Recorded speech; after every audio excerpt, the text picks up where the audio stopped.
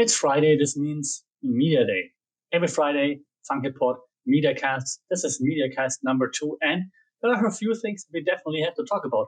One of the things, if you follow the news and if you check the news right now, that will pop up everywhere, even here in the local Bangkok Post, but all across the world. Google says it might remove search function from Australia, meaning no more Googling down under. Why? So apparently, Australia is about to make a new law come into place. They talked about it before. It's already went through the parliament, I believe, and it's about to come into effect the media bargaining code, which means that search engines, Google, would have to pay outlets that they show in the search results. So this could sound fair in the beginning, where you're like, yeah, I mean, you use content of other outlets, so why not pay them? But this would also mean that Google would have to pay for showing search results. So search snippets and so on would also require Google to pay the website that they take those snippets from. Now, this sounds kind of fun, like, hey, they're going to pay me for showing me the search results, but the head of Google, APAC, I believe, or just head of Google Australia, New Zealand, said she thinks that's not fair because that would obviously mean lots of investment for Google, and they'd apparently rather pull out of Australia. I heard or I read that lots of American companies, other companies such as Facebook and so on, are siding with Google in this regard because it could affect them as well eventually. Even the American government urged the Australian government to rethink this, to have the code on a voluntary basis, and to not be too strict in this regard, and to find a way out of this predicament, as if they would use that law in a way that they are thinking right now, this could impact lots of people, because if Google actually makes a business decision to pull out of Australia, then this would leave Australians without Google, right? And then we can discuss further, like, what does it mean?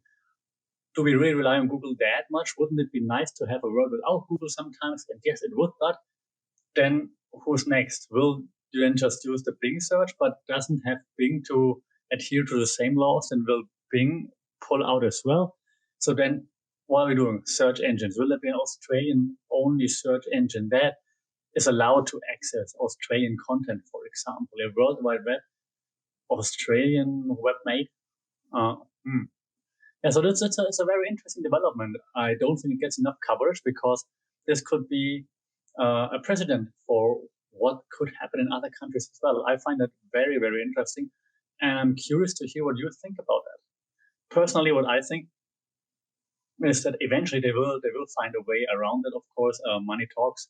They will find a way to amend this law and to kind of make it a little bit more, I don't know, accessible for Google and other tech giants.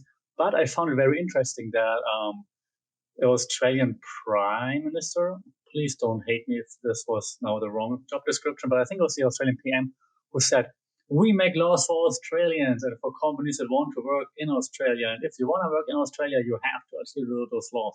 So something along those lines. So as someone who spent lots of time in Australia and who lives and worked there, and I really love Australia. I've been going back ever since, like once a year or so before COVID hit.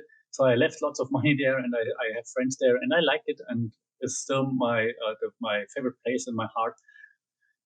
You also know that if you know Australia, they're very proud of their country, and like Australia is different and it's special and so on. And it kind of is, but in this regard, you also know they're a little bit stubborn, and if the American government tries to pressure them into something, then they're gonna be like, no, you Americans don't tell us what to do. So let's just wait a few more days. Let Google take out the wallet and say, okay, well, this law is going to be too much for us, but what we can do is, and then I'm sure they will find a way around. But I still think it's very interesting to see those news popping up since this indicates that those talks behind closed doors haven't been going that well so far. So what are your thoughts on this? Should Google pay content distributors like magazines, websites, newspapers, and so on for showing their content in search engines? Or shouldn't they? It also means they show their content under the news tab, for example. So then they take, I don't know, the first paragraph and show you the first paragraph in the search engine, and then lots of people don't click on the newspaper article eventually. So that's the one of the main issues, of course, but it leads to all the other things that I just mentioned. So let me know your thoughts. I again still think it's pretty interesting to see what's going to happen there, and this is probably going to be a precedent in regards to what's going to happen in other countries as well. Aussie, Aussie, Aussie. All right. What else did we see this week? Well, the inauguration. And this is not supposed to be a political channel, but if you talk about media impact on society, and so on, you obviously have to talk politics once in a while. And, well, US politics are unfortunately a very, very big part of all our lives. So the inauguration took place. Joe Biden is now the president of the United States. Congratulations. Nobody burned down the White House. No huge violent protests. At least I haven't heard of any, so that's a good thing. What kind of was violent, though, was how the right-wing media reported on that. And of course, I mean, that's what you have to expect, right? If Donald Trump would have won, then CNN would have done the same thing to Trump. Now, Fox and the like are obviously hating on Joe Biden. Like, he's weak. He won't survive those 4 years. We can't trust him. He's senile. All those things. So it was a real bash fest, if you want to call it like that. That's, I think, what CNN called it, if I'm not mistaken. But again, CNN would have done the same thing if Trump would have won, obviously. It's just really interesting to see how the agenda setting works right off the get-go. We don't even give him a chance or anything. Let's just bash him right away. I remember after the last election on the Joe Rogan podcast, he was like, okay, that's strange now, and the country is like 50-50 split, but the election is over, it's all done. Now can we not just get together and try to make the best of it? It doesn't seem like this is working anymore in the US, right? It seems like it's more important on which team you're on rather than to make it work. So now you're on Team Trump or you're Team Republican. Your guy lost. So now all you do is going to try to make sure that the other team suffers and can move forward, can move the country forward. And media outlets, of course, play a huge part in this. Fox right now hating on Trump, of course, and as I said one more time, it would have been the other way around, the same thing, right? So CNN is now like, yeah, Trump is gone and it's going to be all awesome. And now Biden has reversed some of those Trump decisions already with executive orders. So now, I know, it's all going to be sunshine and rainbows. And then Fox is like, no, it's the end of the world, apocalypse now, Walking Dead, that's what I'm trying to say. Incoming. Maybe also Dead Man Walking, though. Sorry, got too excited. But no, you see what I mean, right? So it's really, really annoying to see that. I had it in the last video that like media outlets can put their agendas aside. Of course, you need to have some kind of agenda if you want to reach a target audience and so on. We all know that. You cannot just reach everybody because lots of people, different opinions, right? So you need to target your message towards who you actually want to appeal to. Fox and so on, they're trying to appeal to a right-wing audience, CNN and so on, trying to appeal to a left-wing audience. That's why the messaging is so different. Yet it's still the same in the regards to like what they are doing, hating on the other guy. Again, so no surprise here.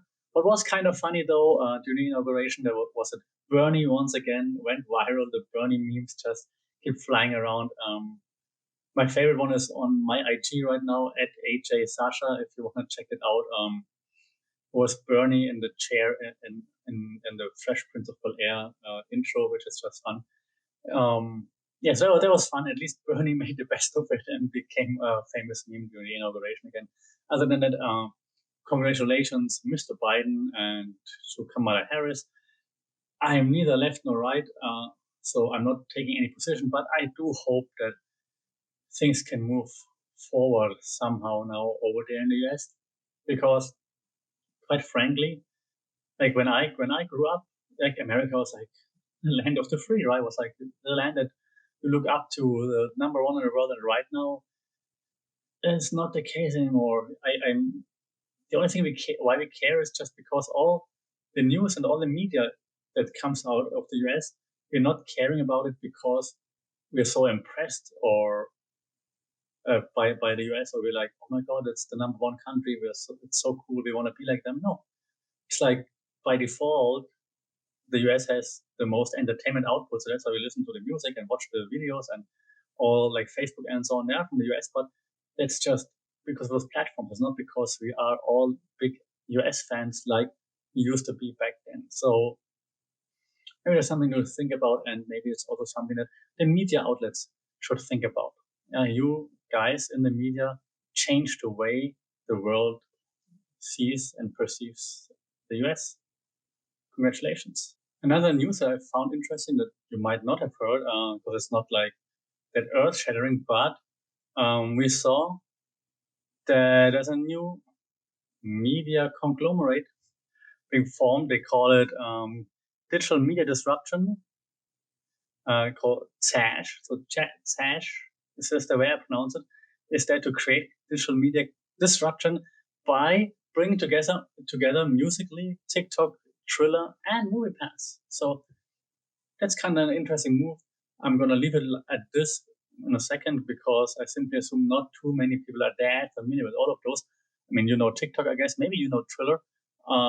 Musical.ly, MoviePass, maybe if you're like a movie fan, you've seen that. But I think it's interesting to see that big-ish players and huge players that they're kind of like trying to still work together, form like those conglomerates, if that's the right word, to take even more of the pie, right? I think it's very interesting. I also think it's interesting that there's no one doing anything against it, but okay, good for them. So looking forward to see what's happening with this. I'm just looking at again what they're doing Musical.ly, TikTok, Triller, and MoviePass right now, and well, let's see what they do with it, right? This should give them lots of potential, lots of access to different partners from the different platforms. So I would be disappointed if there wouldn't be something big coming out of that. Speaking of big things in the media and on social media, have you been to the Clubhouse yet? I'm slightly annoyed by Clubhouse already because my social media streams, at least Twitter, is full of, hey, anyone got a Clubhouse invite? Hey, do you have a Clubhouse invite? Next DM, hey, do you have a Clubhouse invite left? Hey, Clubhouse here, Clubhouse there, Clubhouse everywhere. If you haven't heard of Clubhouse just yet, Google Clubhouse app, because, and you won't believe it, but this name is not super unique. So if you Google Clubhouse, you will see Clubhouse bars and whatnot. You want to find, and I just checked it out, not the project management software, but you want to find Join Clubhouse. So Clubhouse is a new social network, and it's all about audio chats. Of course it is, right? Because that's the one thing that we didn't have yet. We had videos and random video chats and so on, and now you have random audio chats. I mean, yay. So if you're in the Clubhouse, drop by, leave your voice message. I'm not laughing, you're laughing. Also, of course, it always depends on who's launching this, right? Here, lots of launch power behind it. So then this, of course, takes off. If I would launch it, or you would launch it if you are not any famous celebrity who's watching this, then it might not take off, but with the power that they have, then of course, it's easier to launch this, of course. So let's see where it goes. I'm curious to see if it's there to stay, if it's just like a fad again, and then once the pandemic maybe goes away, hopefully at some point, then maybe Clubhouse will too. Oh, maybe it's here to stay, and in the future we will, instead of listening to podcasts and chatting with each other and sending nudes sending pictures somewhere, we will all just only be Clubhousing the whole time. Let's see. Let me know what you think about Clubhouse, by the way. Okay, so then what else is there to discuss on this MediaCast Friday? And actually, I have lots of things on my mind that I would like to discuss, but maybe I just, how to say, portion it over the next few weeks, because I've been talking a lot with my students, of course. We just started a semester at uni. New media studies class is one of the classes that we studied. And so in our first class, I asked them, so what in new media, right? So what's the first thing you think about? And of course, social media is the first thing that everybody says. And then I asked them, so yeah, cool. So you grew up with social media, you're digital natives. Is there anything that you don't like about social media? And surprisingly, there were lots of very fast answers, like things like fake news. I don't like fake news. So everybody is able to post whatever they want, and it could go viral or could gain attention, traction, and so on. So we don't like fake news. And in a class of 60 people, I heard it like 20, 25 times. It was very interesting. Because then if I press on that and I keep asking, say, yeah, how do you combat that? And they say, maybe we need someone who watches the post and then just takes down fake news, which I found very interesting from the point of view of a maybe older person, because I mean, we thought, hey, freedom of expression, right? So I don't want anyone to watch all what I'm saying, because I mean, then it's kind of censorship, right? But now younger people seem to understand that, hey, fake news is a problem. How do we combat fake news? By maybe taking them down, censoring them, which I found very interesting. This will definitely lead to a more critical discussion as we move on with the semester. So we just had one class, just the intro class, just to get some thoughts flowing and so on. But we will definitely keep discussing this. Like, would it be okay? You really would be okay if there would be an agency, there would be someone monitoring posts and then taking them down? And then how do we believe those people, right, that run the fact checking? How can we believe Snopes, for example, or other fact checking software, fact checking communities, portals, and so on? So that was very interesting. Secondly, then also the fact that well, yeah, there is censorship. So then the contrary point, so to speak, like that. Even though we should have freedom of speech, freedom of expression, and we should be all able to produce content in social media, that in certain countries you can be blocked or even go to jail if you create certain kind of content. So I find it very interesting that there's like this rift already amongst this generation, and we'll definitely keep exploring that. So if you have anything to say in this regard, I'd be happy to hear. Maybe I can use some of your thoughts as we keep discussing those things. I will keep updating the discussion here too, of course.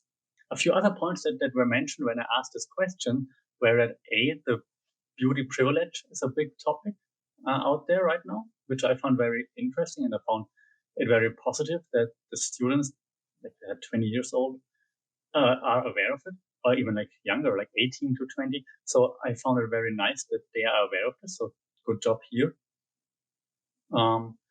So how do we combat this, like the beauty privilege, especially here in Thailand?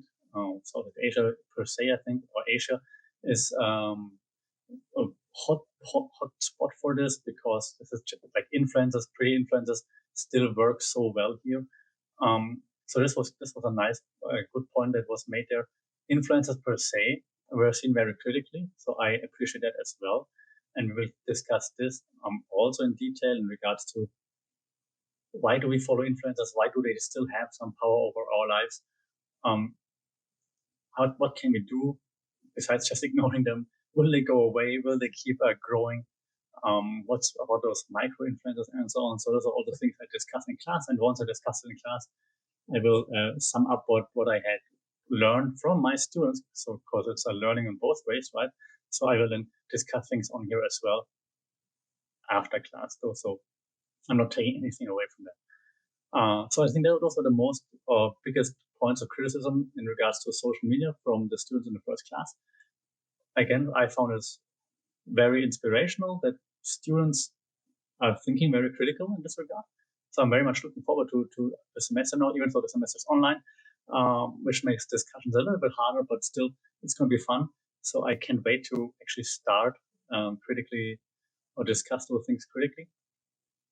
And one thing that we will be discussing as well is also how to utilize social media, of course, in 2021? Are there some tricks, tips, and so on?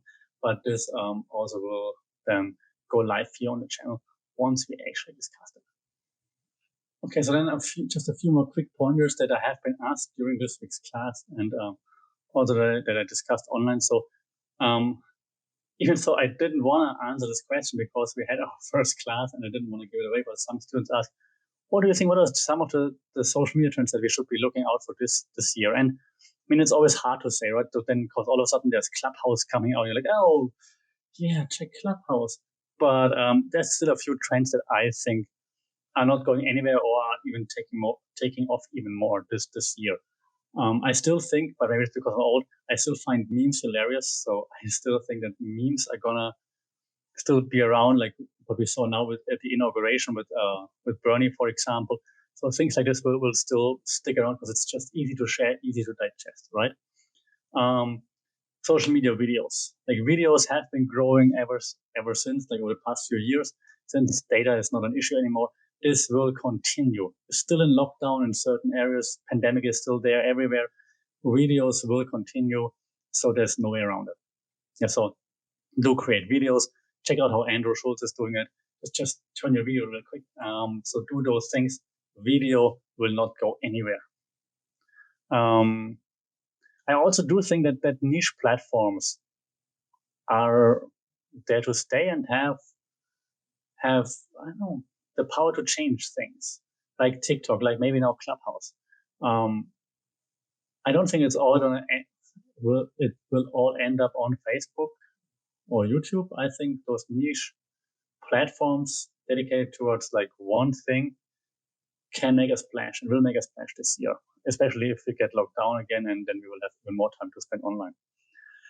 Stories. I mean, Twitter just started stories a few weeks ago, right? Fleets. I think I posted one fleet because who wants to see stories on Twitter? I don't know. But those story-like features are set to pop up everywhere. I'm waiting for Pinterest fleets and for you. Do we have YouTube stories already? I guess. Stories everywhere. Just wait for your local LMS language learning system to also have fleets or stories or something like this. I promise you, it's gonna come. Yeah, what I just said earlier, what my student said, I also think that fake news, disinformation will continue. There's no way around it. We have more platforms to publish content, so that's a no-brainer. That this will definitely happen. I also think the more we stay at home, the more we will buy stuff online. So social commerce is definitely going to continue to grow. If you need any help with this, at Kite Consult or www.kiteconsult.com. Check it out. Great company. And I still think that what I'm also briefly touched on earlier, and I will go into more detail in one of the future videos, I want to discuss it in class, that influencers need to change. Like, okay, those micro influencers, yeah, but there are more changes that need to happen. Like authenticity will definitely flourish again, and I think we will see this in a way how influencers are being portrayed and what kind of influencers are becoming famous. I also think that we will start searching more stuff on social media, even more. If I want to find something, I'm going to search it on social media, maybe rather than on search engines.